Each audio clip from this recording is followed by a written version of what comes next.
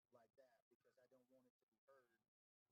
Okay, in fact, everybody else should be muted so that the actuation automatically, when you start talking, produce it right. Because you'll see me motion to you as I'm on with production control. Okay, and so when when they when they fade the graphic out, I'll cue you. That's when you. Okay, go ahead. Oh, okay. All right. Gotcha. All right. I'm gonna turn you down. All right, Wanda, you good on that? Yeah, so I will just look for a visual cue from you. And then you start. Do this or Yeah. Then you start. Okay. okay. I have a question. And so, do I need to unmute my mic when I start talking, or will that come from where you are? You go ahead and unmute. Okay, once the program starts? Yes, ma'am. Okay, all right. Just keep in mind if you're unmuted and you make a noise, it'll be the equivalent of a director switching to your shot if your noise interrupts the speaker. So you see what I'm saying? You're muted right now. I will be very, very quiet. Very, very quiet. Very quiet. Like I won't hunting move at western all. lab. Okay. Yeah, don't do it because it will automatically. Okay. All right. So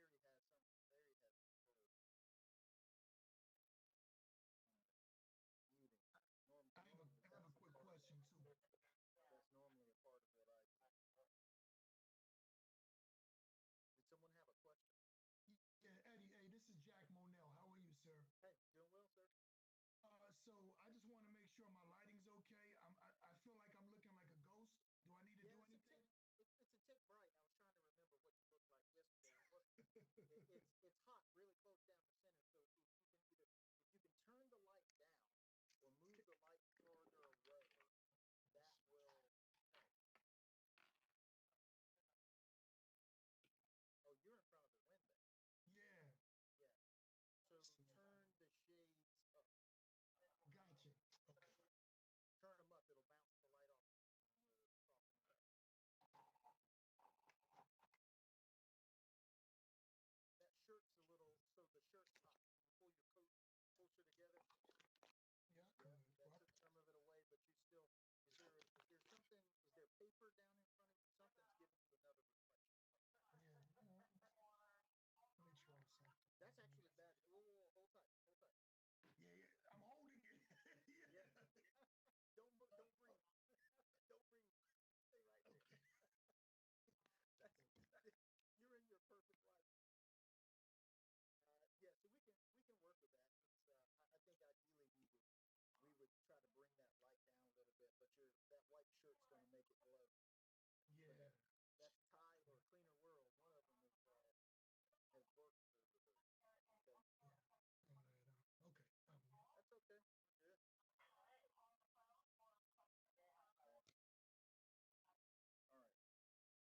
All right.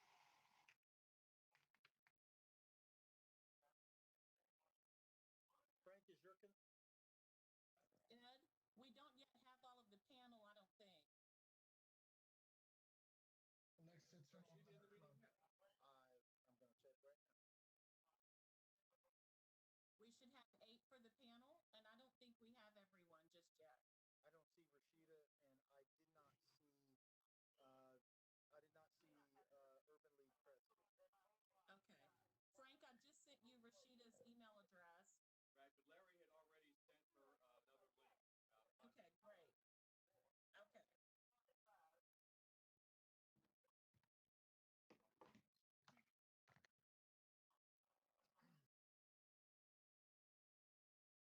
See that? I don't know why.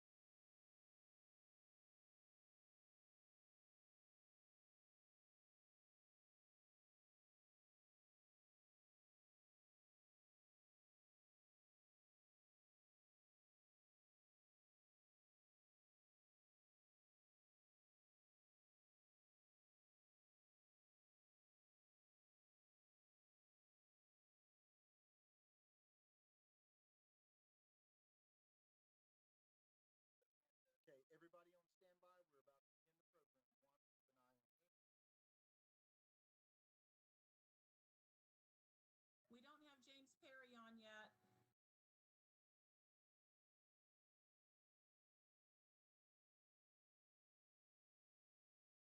Is my background noise okay, Ed? I see Perry joining right now. Okay. We are at the end of the day where we can be facing some challenges with, load onto internet and stuff like that. So just everybody relax. Ed, are we okay with my background noise? I do have on a small fan. He can't hear it, right? Don't hear any of that. Stand by. Okay. Awesome. Stand by. Perry has left the meeting. He didn't trust that connection. Probably he's going to try it. Stand by. Wanda, we can't wait. So I understand. we're going to have to go when it's time. All right, stand by. All right, guys, I'm up.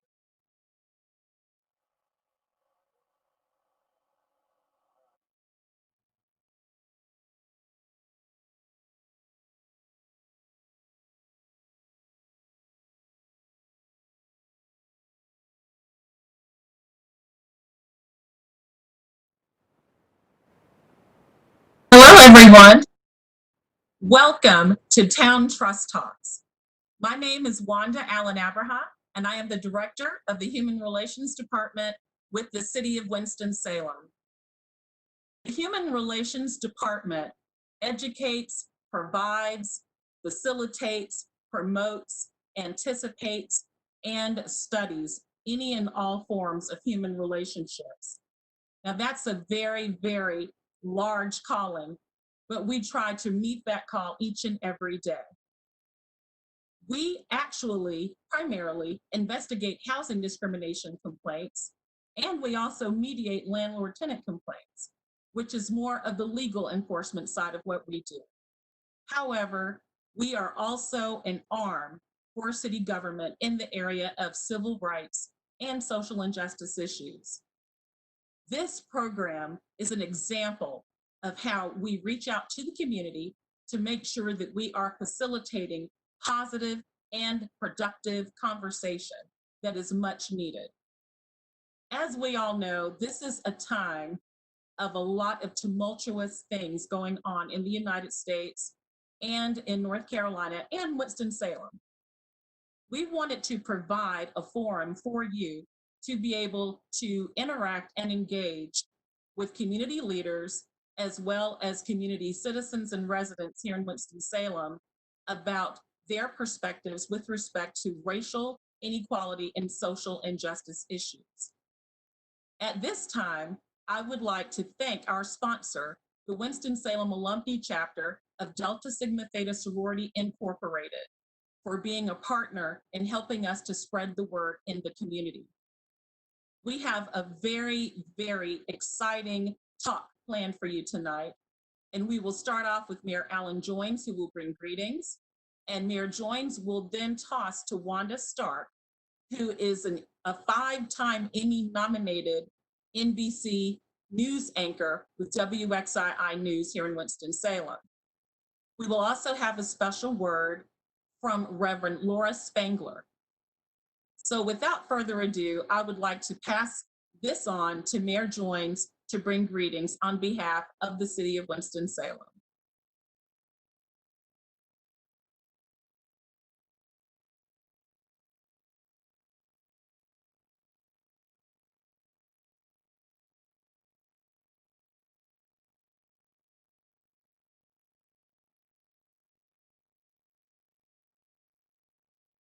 We recognize that our good afternoon, everyone. I'm Alan Joines, Mayor of Winston-Salem. It's my honor and pleasure to welcome you to this Trust Talk event sponsored by the Human Relations Department of the City of Winston-Salem as we discuss social injustice and racial inequities here in our city.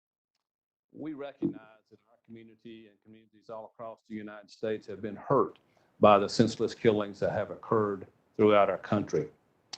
We're pleased here in Winston-Salem that in 2012, our Human Relations Department and Board created a program called Trust Talks as our police department interact with members of the community, and our chief does that.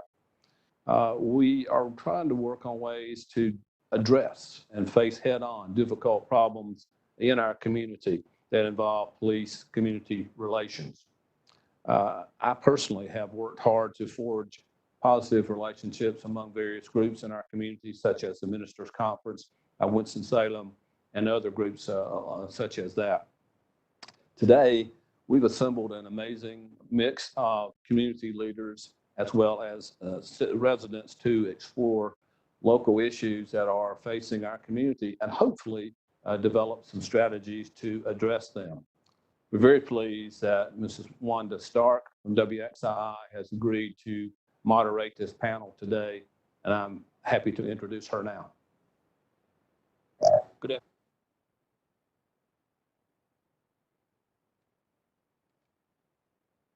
Thank you, Mayor Joines.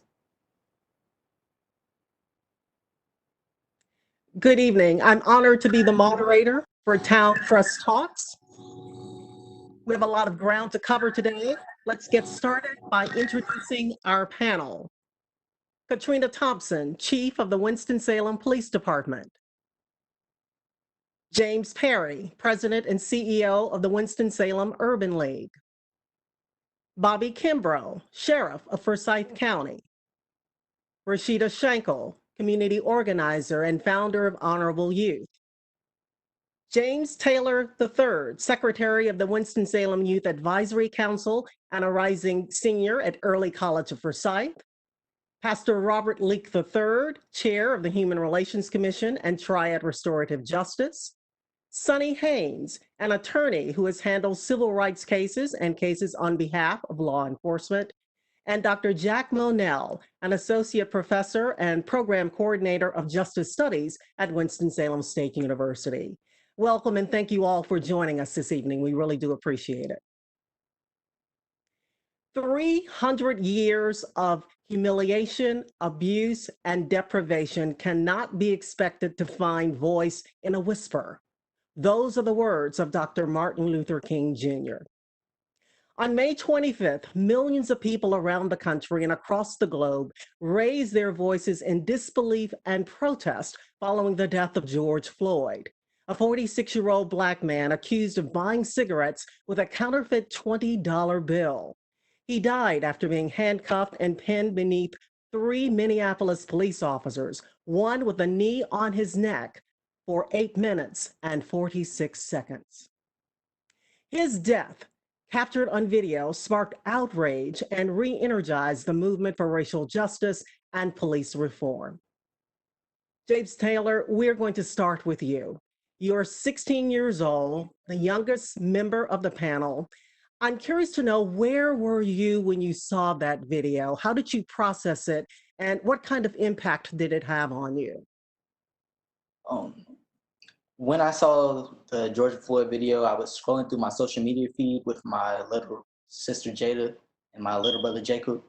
And when I seen it, I was furious, and I was just kind of in shock that a police officer that's supposed to protect us would commit such a heinous act. And after I seen it, that kind of pushed me and sparked something into me to just say enough is enough. Rashida Shankel, you are an activist. You also work with a lot of young people. You say that there is deep distrust of police because of racial profiling. What exactly are you hearing? What are the complaints?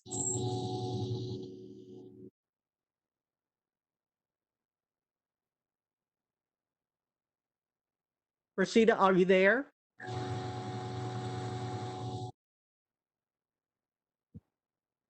I think we might be having some problems with Rashida. We'll come back to her. Pastor Leek, let's go to you. You come from a long line of activists. You work with neighborhood groups. You're also a minister. What are folks in Winston-Salem telling you?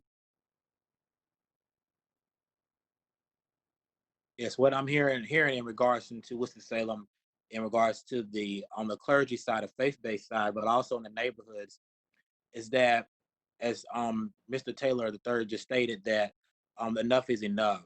They are furious, they are upset, and because of the George Floyd situation, it has began to bring a poison back into the African American community, especially that there was already a distrust of police officers against the residents, but now that poison has manifest largely into individuals in the community, that they are not trusting the police at all.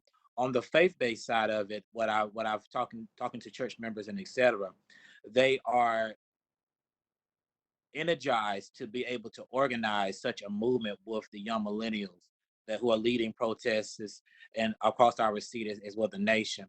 And we know that it starts first with residents coming together with an idea to bring forth justice in a situation that happened with Brother George Floyd. James Perry, we're turning to you now. In your work with the Urban League, you have reviewed data on police interactions with African Americans and frequency of traffic stops. So I'm curious, what does the research show, and does it accurately reflect what we see in Winston-Salem? Well, first of all, I just want to take a second and say thank you to the mayor for hosting this really important event. But second is I think that the data tells a really interesting story, and actually it tells two stories. So first is that we did a study called the State of Black Winston-Salem back in 2017. At that point, we were looking at data from 2015. And in that 2015 data, what it showed was that there were 68,135 traffic arrests in Winston-Salem. And what we surmise is that almost half of those arrests were of African-American residents.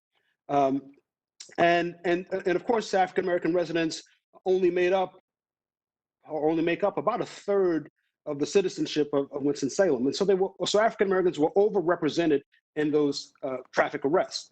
So on one hand, I think what that data suggests is that there is that if African Americans are overrepresented in traffic arrests, then there may be an issue. That there may be an issue in that African American neighborhoods are being patrolled often when it comes to traffic arrests. But here's the other interesting thing that the data shows is an overall net reduction in the number of traffic arrests over the years, right? So we were looking at 2015, there were 68,135 arrests. The most recent year that we have for is 2018, and that number had dropped from 68,000 to 39,277. So a dramatic drop in the number of traffic arrests that were happening in Winston-Salem, and also a dramatic drop in the number of African Americans who were being stopped for traffic issues. So I think there's an interesting and challenging narrative that develops here. On one hand, it is reasonable for African Americans in this community to feel perhaps that they are over-policed because of the number of arrests and because of the fact that African Americans are so overrepresented. But on the other hand, the police department is clearly making progress in that it is dramatically reducing its focus on on traffic stops. And it's clearly shifted its focus over the course of the years. If you go all the way back past 2015 to 2014, there were a record high of 77, and I know actually it may not even been a record high, but there were 77,000 traffic arrests. And so we're almost, the police department has almost cut that number in half. So it's still a pretty high number, but we're at a point where there's significant progress. And so I do think in some regards, the challenge after George Floyd's death, after the death of Ahmaud Arbery, after the death of Breonna Taylor, is that we want to respect and support the issues that are happening in Louisville and Minneapolis and in Georgia, but we also want to make sure that we are focused on what the challenges are here in Winston-Salem, and that we are having conversations that are really focused on the actual challenges that exist here, to make sure, of course, that we don't become those communities, but also that we're being true to what our actual challenges are. Well, those numbers really help tell the story. Chief Thompson, you are not just chief of police, you're also a mother. You, in fact, stood with the protesters at one point, and you shared your fears as a mother of a Black son who is also autistic. As you have watched the protests over the past few weeks, when we talk about police misconduct, do you feel like we're talking about a few bad apples, as some have maintained? Is it systemic, or does it just depend on the police department? What's your view on all of this? Well, first off, Wanda, I want to thank Mr. Perry for breaking that down using empirical data to explain to all of us exactly what his research has identified in our community. As far as your question directly, I believe that we have both. I believe there is systemic racism, particularly within law enforcement.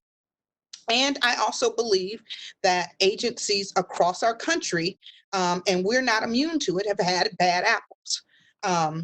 If anyone has paid attention, since I've been police chief, we've had 3 of our very own police officers that were not only terminated, but were arrested for criminal actions, 2 of which happened in our jurisdiction, and we identified those issues and dealt with them. No one else did. It was something that we identified. So that was one thing.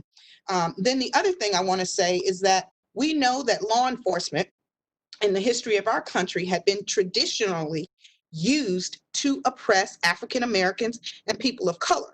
If any of us ever paid attention to our civil rights movements and some of the captions and photographs of the past, we've seen where dogs, police dogs and water hoses and all of those things were used by police officers against African Americans and people of color. So that has not, while it is not as overt, I think that there are still clearly some systemic changes that need to happen across the board within law enforcement.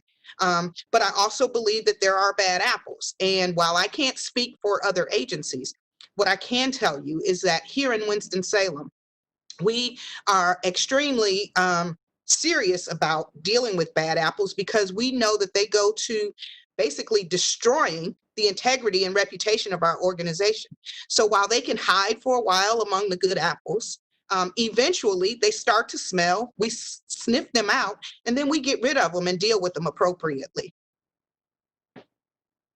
Sheriff Kimbrough, the chief talked about firing police officers. A lot of people were certainly shocked and angered to see video of Wilmington police officers using racist and hate-filled language toward African Americans. Those 3 officers were also fired. How difficult is it to fire problem officers? And I know that most police departments actually have anti-bias and racial sensitivity training programs already. How do you know they actually work, that the officers take it seriously? Well, first of all, I'm grateful to be a part of this conversation and grateful for us having this conversation. But as Chief said, there are bad apples in all the professions that we have, and racism, we know, is here. We know that it's running rampant in America. We recognize that. But as it relates to the sheriff's office and law enforcement, when we smell them and we get a hint of it, we get rid of them. I can speak for the Forsyth County Sheriff's Office. I don't have to go to the red tape of going through the process. The Constitution is giving the sheriff the ability to fire and hire at will. So when I get a hint of it, we point you to the door. I have zero tolerance for that. How do you know it's working? I think that how do you know it's working? training has to be an ongoing thing, not once a year. It has to be continual to change behavior of men and women that have come into law enforcement. Because if you think about it, what you referencing was the tape of the three officers having a conversation that was captured on their dash cam.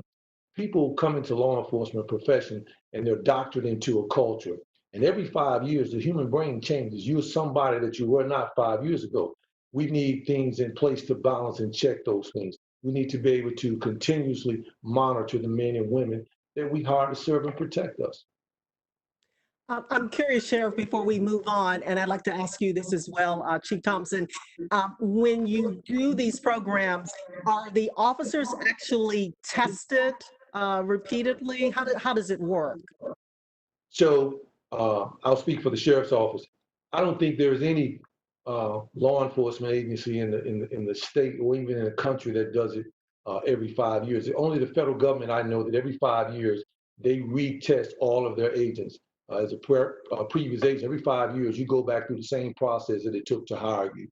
So to do that in a local department, I think is needed. But to do that is very expensive because every 5 years, that officer that you brought in, that you polygraphed, you sent through the psychological, and you did all of the background check on him when he or she came in the door, they've been with you now. So you need something to balance and check that. And the balance and check is that you can do is ongoing training. The balance and check is every 5 years, we recertify them, we requalify them as relates to the same hiring practice that we sent them through to get the job. We need to do that to maintain the job.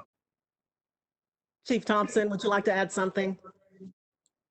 Yes, ma'am. Thank you. And so, as it pertains, unlike the sheriff's office, the police department does not do the same process every 5 years with employees that we did to bring them onto the agency.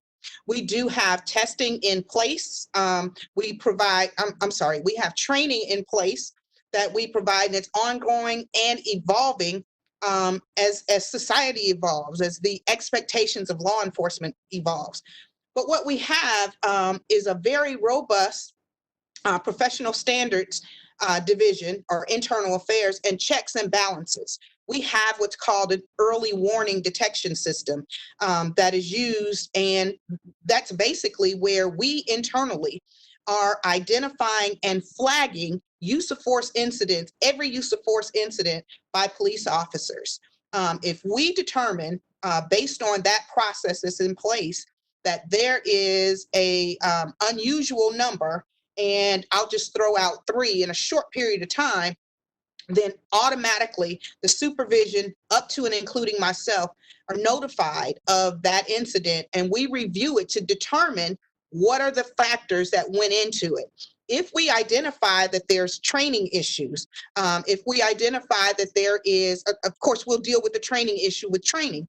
But if we identify the issue as just a person with excessive use of force tendency, then of course we have to deal with that in a disciplinary fashion up to and including termination. All right, thank you, Chief. Sonny Haynes, in your work as an attorney, what do you think most ordinary citizens fail to understand about law enforcement? What are the biggest misconceptions? Well, I think that, first of all, there's a little bit of a lack of information out there when it comes to legal accountability for law enforcement officers. There's no national reporting system for police misconduct, for example. There has been some pushes in Congress, for example, the Walter Scott Notification Act that came up again recently. That's a bill that has been introduced and reintroduced several times in order to provide some transparency and accountability when it comes to officer-involved shootings across the country. But a lot of people would be surprised to know that there is no national repository to know how many officers are involved in fatal shootings every year, for example. But also, I think that in the news, you're seeing some very high-profile cases. Walter Scott, for example, Michael Brown, George Floyd, it could go on and on. But I think that people tend to wonder whether there is criminal responsibility for these officers when we talk about legal accountability. And we know that by and large, law enforcement officers are not held criminally responsible. However, what I think a lot of people don't understand is that cities and towns across the country are, though, settling cases, civil lawsuits like the ones that I deal with where officers are sued. However, I think another misconception is that people, they call for legal accountability, but that's only one type. There's also political accountability. You know, it's almost like we have to all go back to civics class, 3 branches of government, and they all comprise a system where we have to pay attention to the political process, not just with the police chief or the sheriff who is elected, but also your prosecutors. Prosecutors make the decision about whether officers are criminally charged.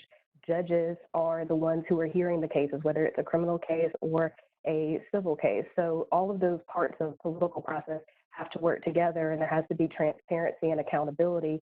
So I think that there's a tendency to say, you know, the police has done this, the sheriff's office has done that, and to the extent that there is a problem, and I think most people would agree there is, we have to look at a whole system that contributes to that problem. And we'll talk more about this coming up in the second half of this discussion. Now, certainly these issues of racial justice and police reform are nothing new, and the list of African Americans dying in police custody just seems to grow. We have seen a lot of symbolic changes over the last few weeks. Dr. Monell, what I'm curious to know is you're hearing people say, this time feels different. You have studied, this kind of thing. What do you think? Do you think it's different this time? Undoubtedly, what you're seeing today is somewhat reminiscent of what we saw occurring during the 1960s with all the activities and mobilization of efforts to address civil rights back then. And most importantly, and I think it's already been acknowledged, but it continues to have to be reinforced, is that our young people, I oftentimes see my college students and alum, taking the lead in these protests and these marches collaboratively, with other groups, with other racial groups of all ages.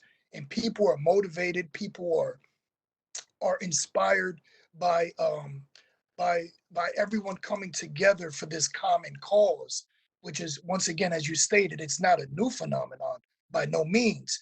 But what we're seeing, this energy, this level of energy, is historically going to be something that hopefully will translate into policy actions that will benefit our communities, so that we don't have to continue to have these discussions.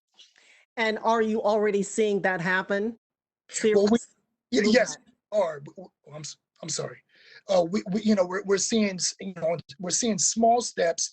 Many departments nationwide are taking proactive steps in addressing some of their excessive force policies, which many departments already have. The issue at hand oftentimes is that level of accountability, and quite frankly, if we're not holding officers accountable criminally, civilly, we see that all the time. We see officers get fired. We see departments settle cases with family members or victims. But what we don't often see is officers being criminally prosecuted. That shows the society, that shows the community that there's some checks and balances, and it allows for us as citizens to have some faith in the process, the judicial process. All right, thank you, Professor Monell. Now we're going to shift gears and we're going to talk about potential solutions. As many people have noted in discussions over the last few weeks, these are issues that cannot be solved by African Americans alone, that the work requires allies. DeRay McKesson of Black Lives Matter says he prefers to use the word accomplice. He says, quote, an ally is someone who has unpacked personal privilege, but hasn't yet made the link to institutional issues and is not willing to risk anything besides her mental comfort. An accomplice rolls up her sleeves and engages in the work that is beyond her, end quote. Joining us now is the Reverend Laura Spangler. For the past 23 years, she has been pastor at Lloyd Presbyterian Church, a historic African-American church engaged in race relations work with white and Hispanic communities. And she is here now to share her perspective. Pastor Spangler. Thank you. Hello, city friends. I'd like to begin by offering thanks to the Human Relations Commission for sponsoring this presentation. Also, thanks to Wanda Stark for moderating. I just want to say I love our city of Winston-Salem, founded on the name of peace. Salem means peace. We are obviously not a perfect place, yet many of us are enjoying living together through the blessings of God. I praise our Savior, Jesus Christ, that so far our city protests have been peaceful. God answers prayer.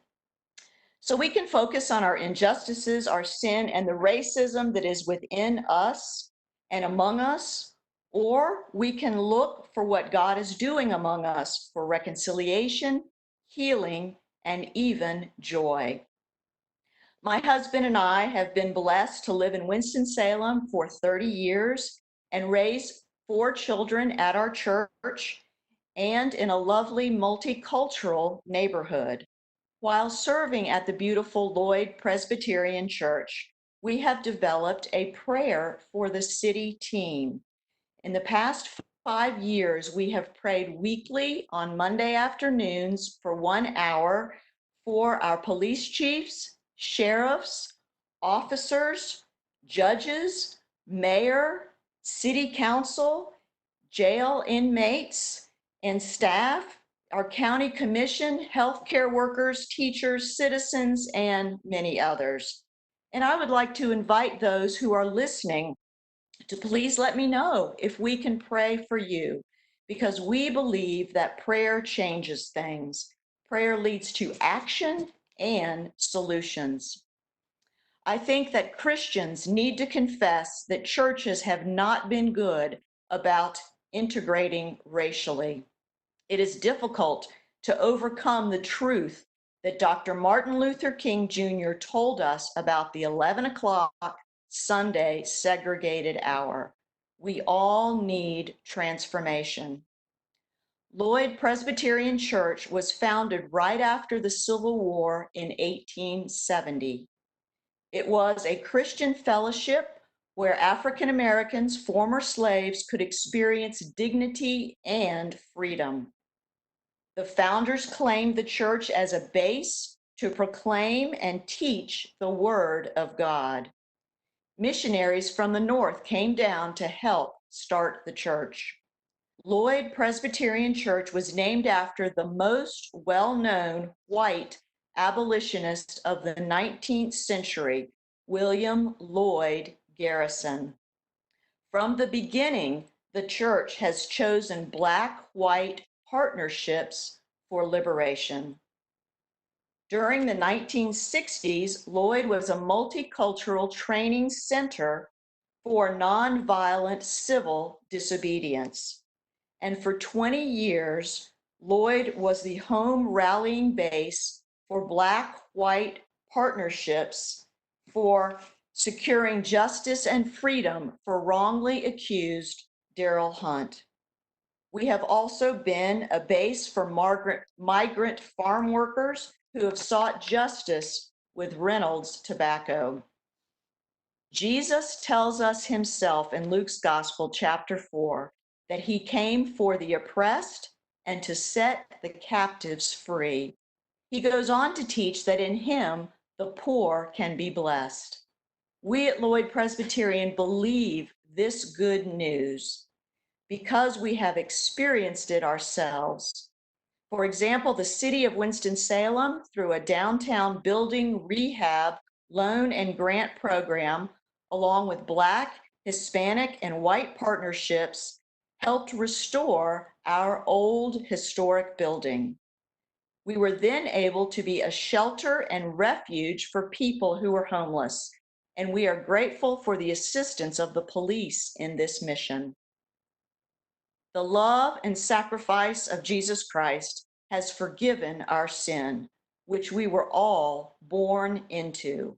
With God's grace, we can forgive each other when we mess up or when we offend. Without Christ and without Holy Spirit self-control, our own sin can become criminal activity. In the Bible, in Ephesians 2, it tells us that on the cross, Christ broke down the dividing wall of hostility to bring us back to God and to each other. Over many years, the members at Lloyd have simply tried to love one another and to follow Jesus' teaching to do unto others as we want them to do unto us. So both spiritually and physically, God has given us miraculous resources with a very small membership and a very small budget.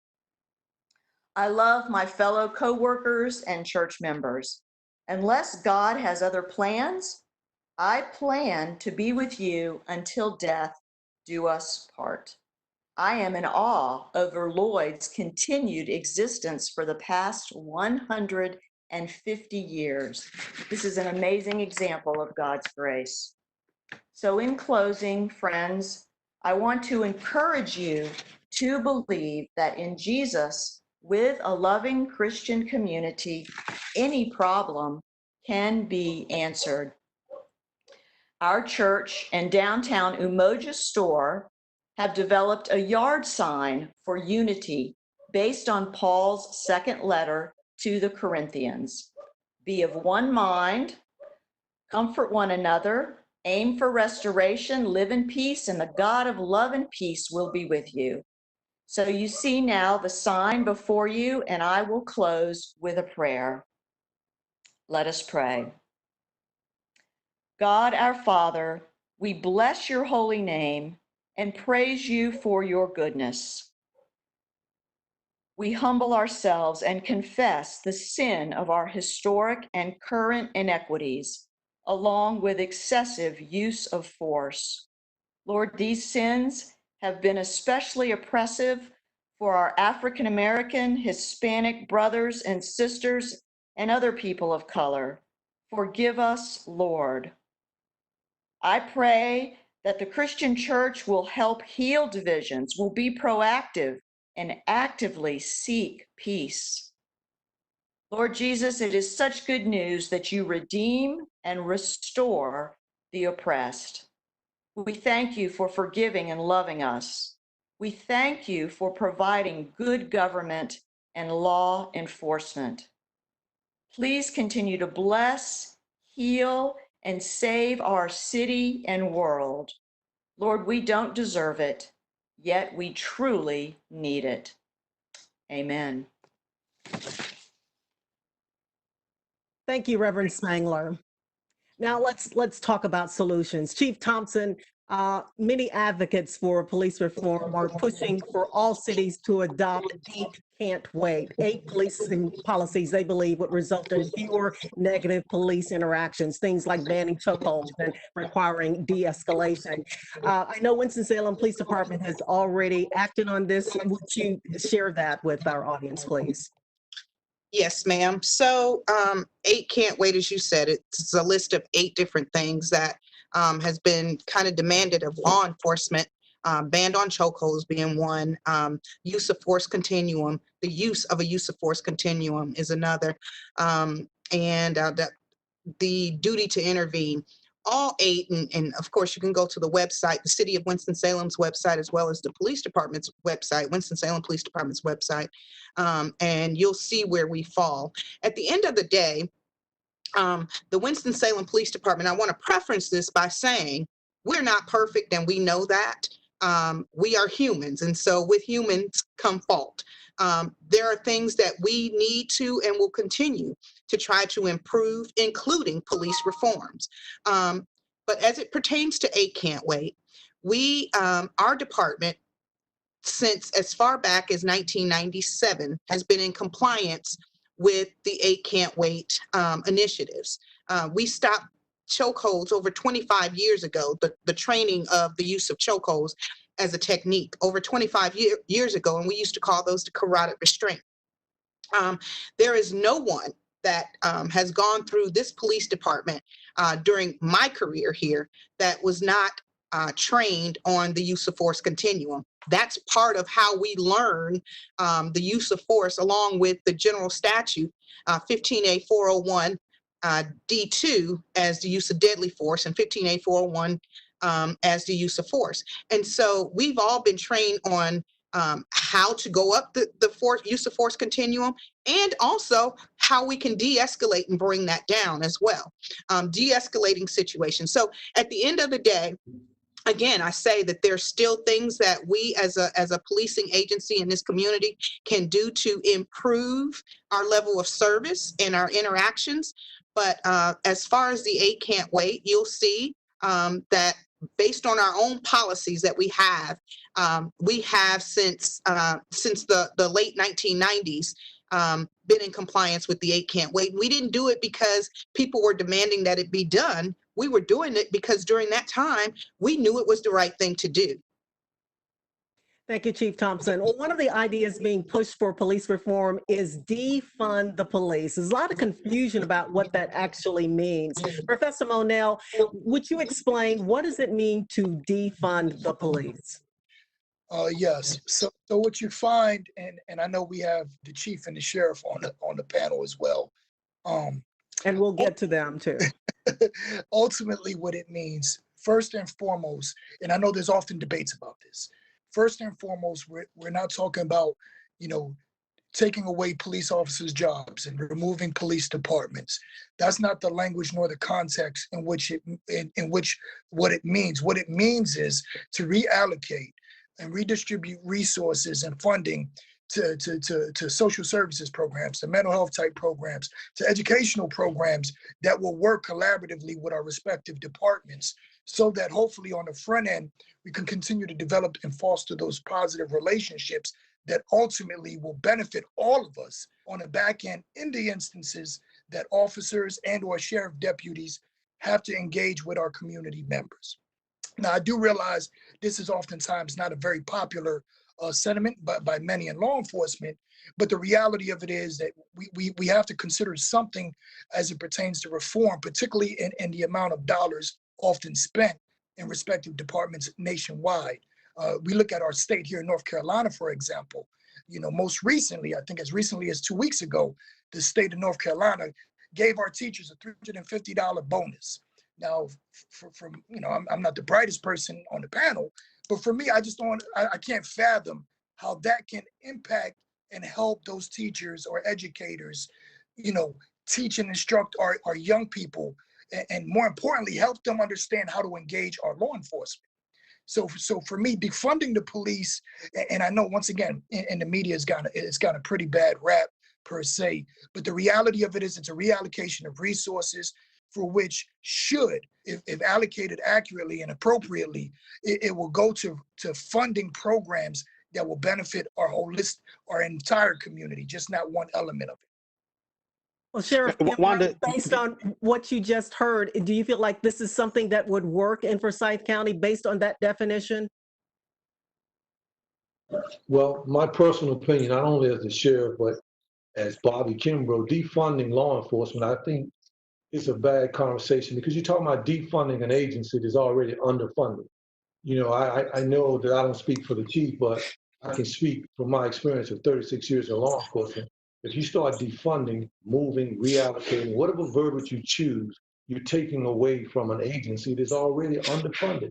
If you want law enforcement to be better, you got to fund it. You got to fund the continuous training. You got to fund the recertification. You got to fund.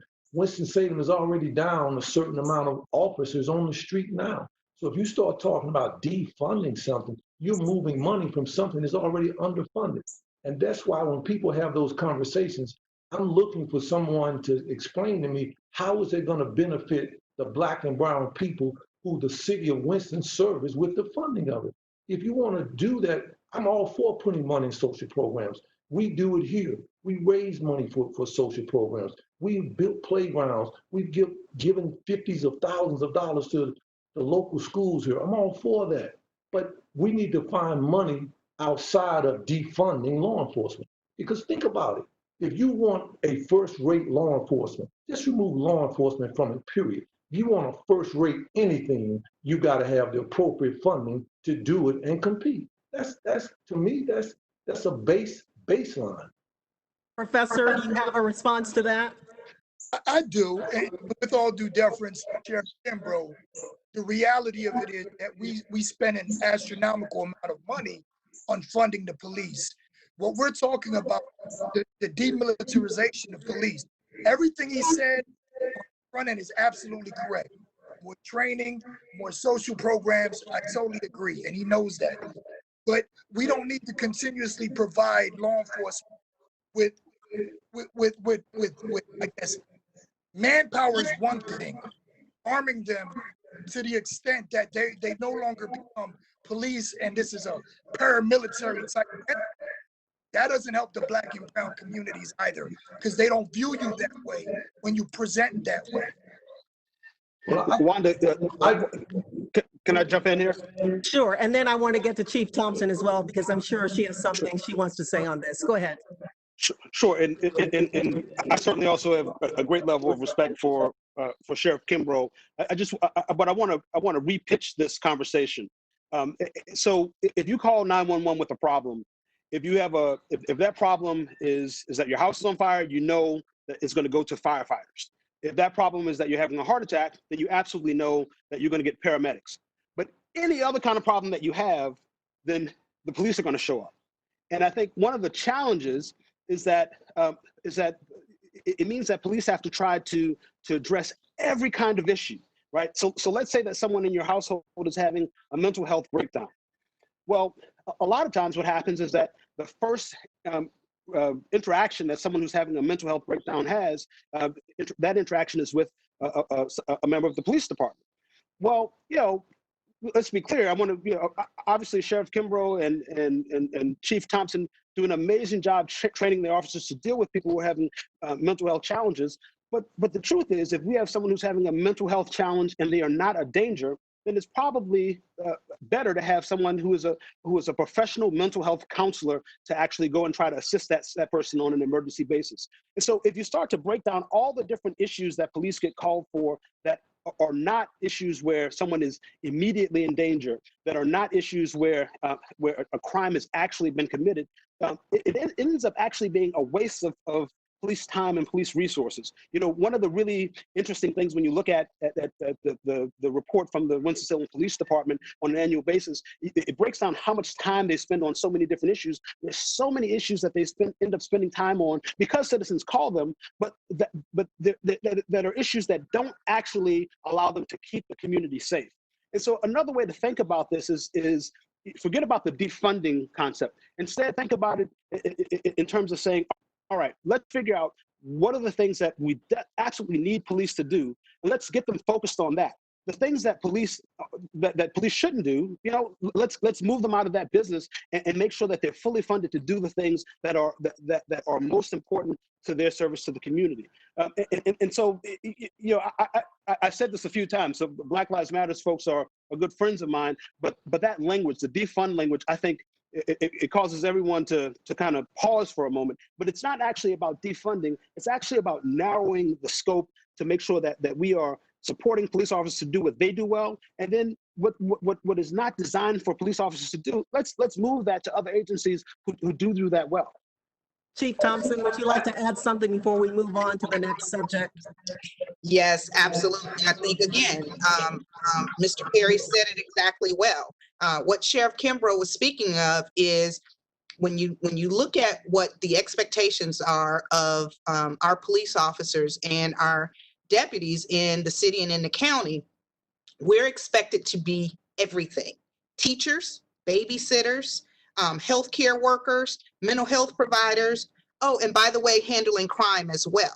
And so if we can get out of the business of responding to involuntary commitments with someone having a mental health crisis, or we can get out of responding to calls where somebody finds a snake in their yard and don't know what to do with it. If we can get out of the business of responding to stand by while someone gets their property out of their home, has nothing to do with anything criminal. If we can stop doing some of those things, I'd be happy to reallocate our funding into those programs or into those people or organizations that can provide those things.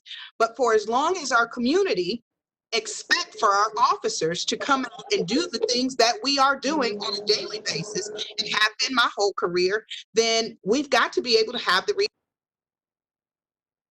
Thank you, Chief. I just want to mention one other thing. As it pertains to mental health, we had recently had MIH that was involved in, and that's the mobile integration health that was involved in responding and doing a phenomenal job responding out with us on mental health calls or calls involving people who are going through mental health crisis. Wonderful resource, absolutely wonderful. I just got an email yesterday saying they will no longer be able to come out and assist us on those calls. And we were still going out on them, but we didn't have to send 2 people. We can only send 1 now. But now they're not going to do it anymore for whatever, their resources are short. So who does it fall back on? Police. And we've got to have the resources to be able to do those things. All right, thank you, Chief. Pastor Leek, you talk a lot about restorative justice. What exactly does that look like? Restorative justice is a practice in which we bring the residents together in regards to the issues that are prevalent into their communities, whether it is illegal activity, whether it is gangs, whether it is homicides, or whether there is what we call in the community, African American community, beef. And we try to bring those individuals together to talk about ways to come out of those situations that are actually creating a menace to our communities and our society. So we also work closely with the police as well in those neighborhoods to try to come up with solutions that the residents will be able to trust the police officers who are actually assigned to that beat in that neighborhood. So what needs to be done, if I can interrupt, what needs to be done from your perspective to improve relations between the community and police? What needs to be done?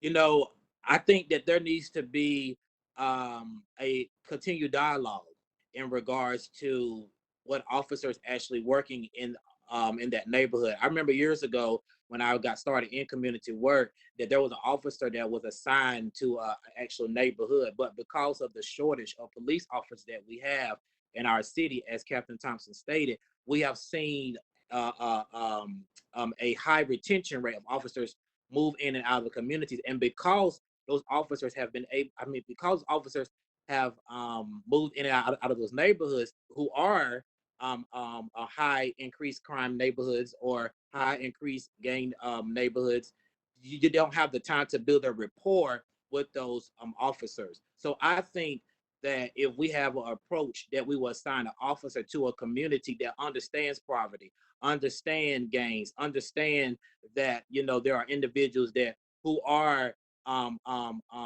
working a job, but at the same time they are having issues in their homes, and so that builds that actual camaraderie with that police officer as well that community. All right, thanks a lot. Appreciate that. Sonny Haynes, one of the words that you used earlier in our discussion was accountability. You say there's a lack of accountability and police departments need more of that. As an attorney, what can ordinary citizens do to ensure that there is accountability? Well, I think there's a lack of information because it's hard to get the scope of the problem if you don't really understand how pervasive it is. What are the numbers? As I said earlier, no national system for reporting police misconduct, for example. So I think as far as accountability, there needs to be an understanding that it's not just law enforcement. So if we have a case, for example, we're talking about criminal responsibility, well, we know our prosecutors are elected.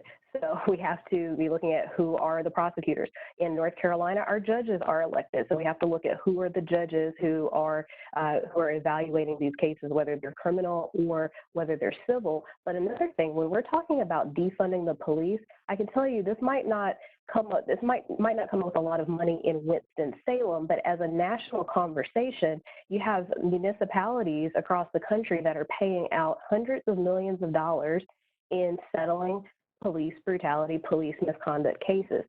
Now, that would almost argue for more resources so that you have well-trained officers, that you have more qualified officers, so that we can reduce the instances of these situations happening that result in lawsuits. And then if you're talking about hundreds of millions of dollars, that money could certainly help in the community in the way that we're talking about. So I think that there are some different solutions out there as far as accountability, but my main message would be that there has to be accountability across the political spectrum: judges, prosecutors, police chief, elected sheriff.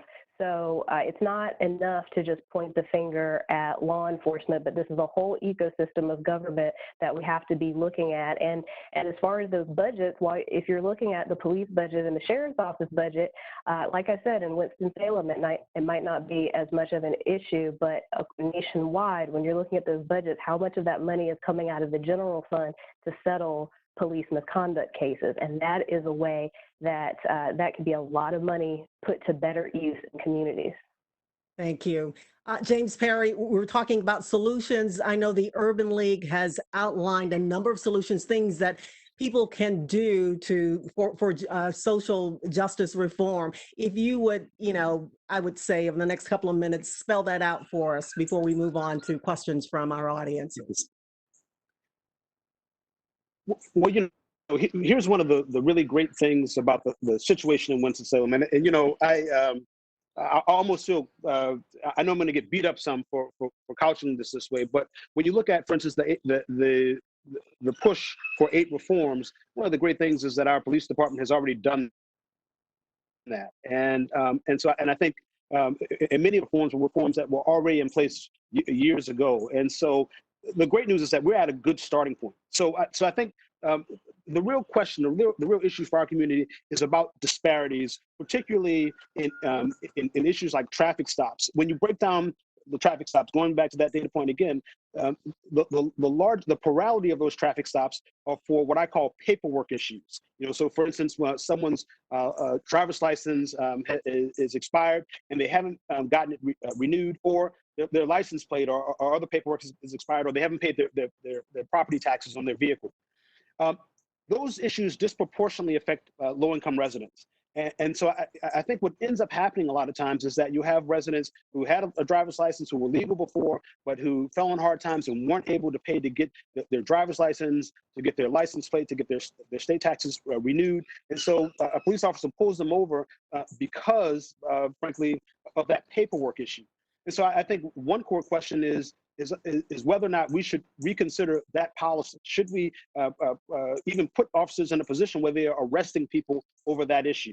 So should people get their license renewed? Absolutely. Should they make sure that they take care of their property taxes relative to their vehicles? Absolutely. But do we make an arrestable issue? Do we use valuable police time on that issue? So and I think reducing the number of interactions just on that point will go an incredibly far away. I mean, if you put yourself in that position, if you're not someone who's had that experience before, where you're trying to make the decision between putting food on the table to feed your family and taking care of your driver's license and the fees associated with it, and you feed your family, and then you get pulled over and you have an arrest as a result of it, you'll end up upset at officers who are simply doing their job. So there are a lot of basic policy reforms like that will go a long way in frankly reducing the burden on low-income communities, but also reducing the burden on police officers because they can spend more time fighting actual crime instead of dealing with paperwork issues. All right, thank you very much. I'm going to end by asking the question Dr. King once asked, and that is, where do we go from here? And James Taylor, we started with you, and we're going to conclude with your voice. What do you want young people to know? How can they make a difference? I think a really big solution is the power of social media. I think if we spread awareness on social media and don't let our feed go back to normal, we can push this movement, not a moment, and just make this go for weeks and years, and just let everyone know that you can do other, you can protest in other type of ways other than just going on foot. You can sign petitions, you can share videos, share pictures. So I think a really big solution is the power of social media and just using it in the right way. All right, thanks so much. We appreciate it. We're going to go now to questions from that we've gotten from viewers. The first one, 8 can't wait and police reform. This person believes that they are ineffective solutions to police brutality against citizens, especially Black and brown citizens. The question is, how do you plan to hold the officers of the police department accountable should they violate the 8 can't wait restrictions? Chief? The same way we've always held them accountable for violation of policy, or especially any type of use of force. We have longstanding, as I mentioned earlier, very robust policies in place and checks and balances in place to identify those issues, and we handle them and deal with them appropriately. That won't change for us.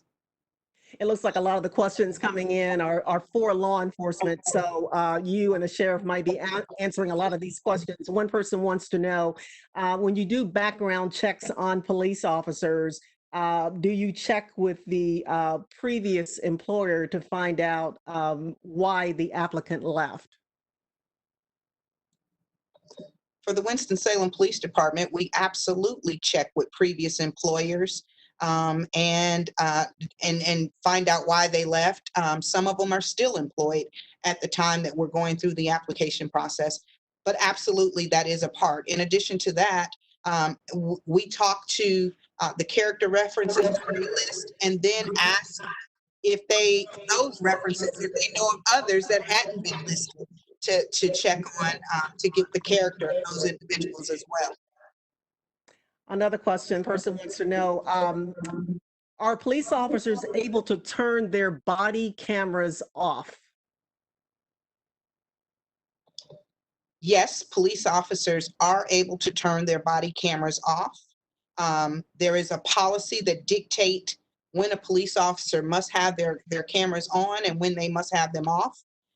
Obviously, the body camera is part of equipment, so police, like anyone else, during the course of a normal day, there are times when there's private times their cameras will not be on. Also, whenever there is interactions with citizens, per policy, the body cameras are to be on. And if at some point we find out that the camera is not on, that officer or employee is in violation of the policy and will be disciplined for that. And so, yes, they can turn them on and off, but there's policies that dictate how the camera should be operated. Okay. Sheriff Kimbrough, did you want to add anything? The Sheriff's Department, do they also have body cameras? Yes, ma'am. Basically, the same protocol that when you're responding with citizens, the policy is you should have your body camera on, and if you don't, you're violating policy. I mean, that's basically to not only protect the officer, but the citizen as well, accountability. One question we have is, how much, if any, military equipment has the Winston-Salem Police Department purchased or received, and how often is that equipment used?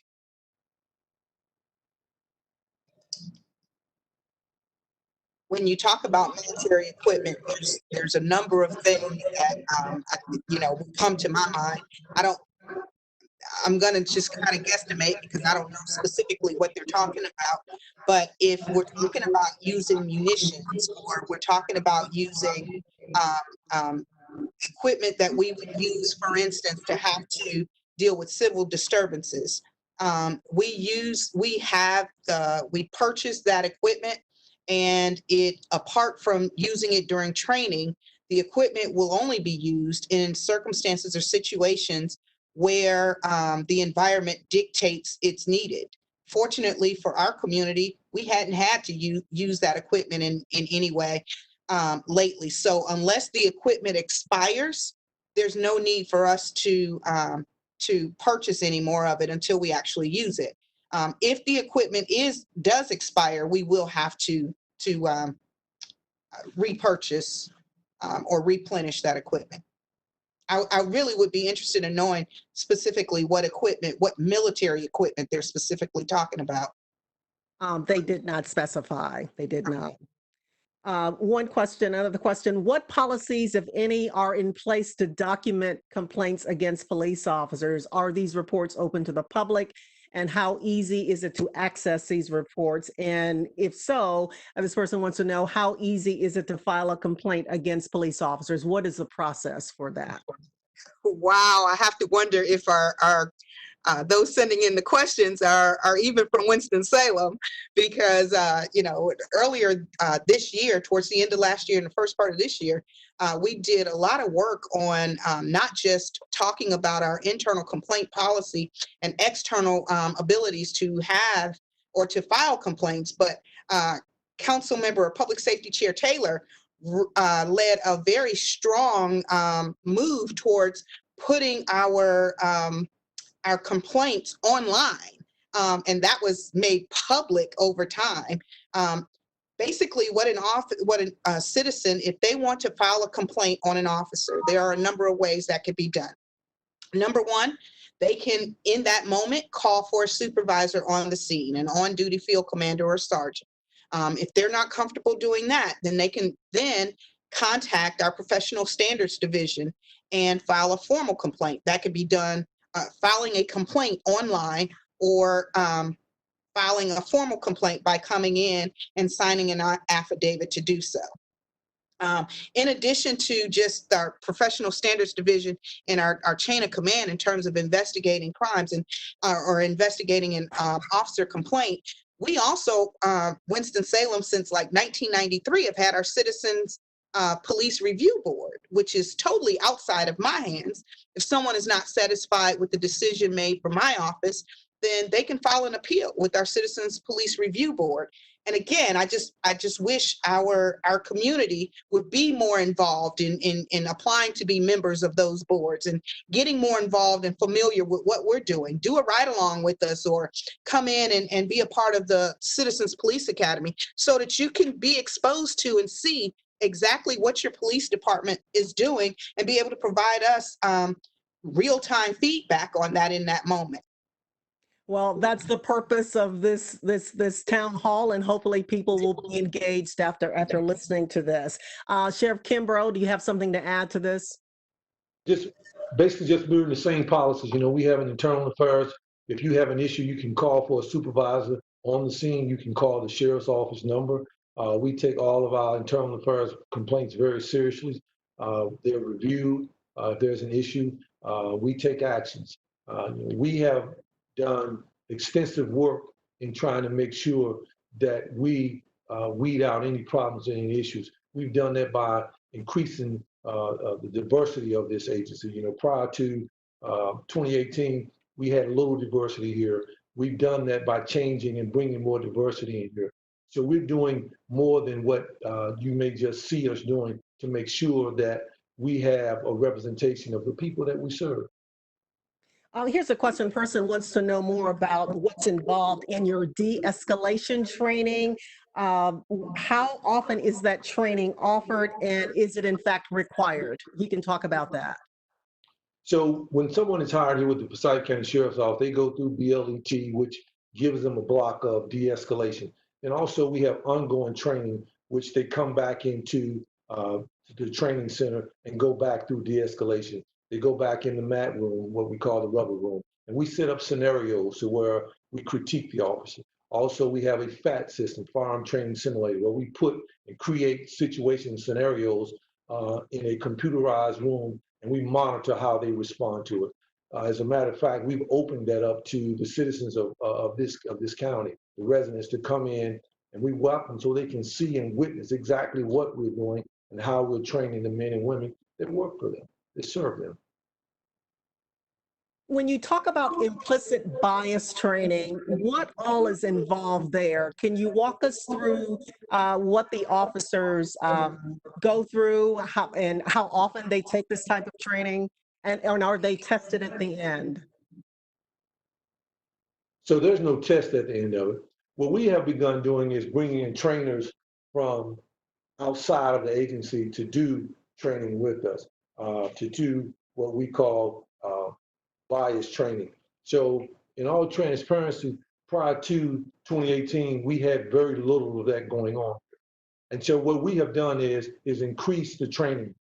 We have increased how we do training. We've increased who does the training. So when we talk about implicit biasness, what we have done is we bring people in here to discuss issues, to talk about defining moments. So is this for like a week, or is it several weeks, or, you know, is this required of the entire department? What exactly does it look like? So what is looking like now, because we have just began doing that here when you talk about that type of training. What it's doing now is, prior to COVID-19, we were bringing trainers in to do the training for the deputies, as well as the supervisor and the command staff. Now we're actually doing it via Skype versus, WebEx. And it goes for how long? And it is in fact a requirement, you're saying? It is now. Okay, all right. 2018, it was not. It was Okay. not. Chief Thompson, how does it work with the Winston-Salem PD? Yes, ma'am. Much like Sheriff Kimbrough was stating, officers going through basic law enforcement training receive their first round of de-escalation training, or crisis management, as we call it. The other things that we do in service type training is reality-based training, and that's training is conducted prior to scenario-based training, and it's largely geared towards proficiency with issued equipment in a crisis environment. In addition to that, we go through crisis intervention, and that's where officers are trained or taught by the Mental Health Association of Forsyth County in conjunction with NAMI, the National Alliance on Mental Illness. And it is scenario based. You're taught how to deal, first off, recognize and deal with people who have cognitive disorder, who have mental health challenges, or who are experiencing a mental health breakdown. And that is taught to our first responders. This training is mandatory for law enforcement employees, period, not just officers. And it just, you know, as time goes through, we get the training done. In addition to that, we've brought in Dr. Bryant Marks, professor at Morehouse College, who trained our department on implicit bias. And this training, of course, recognized the human potential for unconscious bias and how it affects decision making. And when they do that, is there a test? Do they have to pass a test that says, I understand the material and I get it? I mean, because I remember seeing a report a couple of months ago in which officers in another department took it. And then when they interviewed the officers, the response was like, yeah, we took it, but, you know, we didn't see why we had to take it. We should have been focusing on firing weapons instead of taking this course. How do you know that the officers understand the material? So there's constant discussion when it comes to when we're talking about the implicit bias training that was put on by Dr. Marks. There was no formal testing. The training that is put on by our department, specifically blocks of instruction that's given on an annual in-service basis, that training is tested. And to pass a test with our agency, you have to score an 80% or higher. All right. Thank you, Chief Thompson. Really appreciate it. We're about to wrap this up. I would like to thank everyone who joined us for this town hall, including our illustrious panelists. There's certainly a lot of work to be done. And I want to leave you now with a quote from Lonnie Bunch III. He is, of course, the former director of the Smithsonian's National Museum of African American History and Culture, and now heads the Smithsonian Institution. He says, quote, "This is not a story, and this is not a moment for Black people. This is a story and a moment for all Americans. And the more Americans understand their past, understand their commitment, and understand how we are all shaped by race, that gives us the kind of foundation to effect change." Thank you all for joining us this evening. I'm Wanda Stark. As always, we appreciate your company.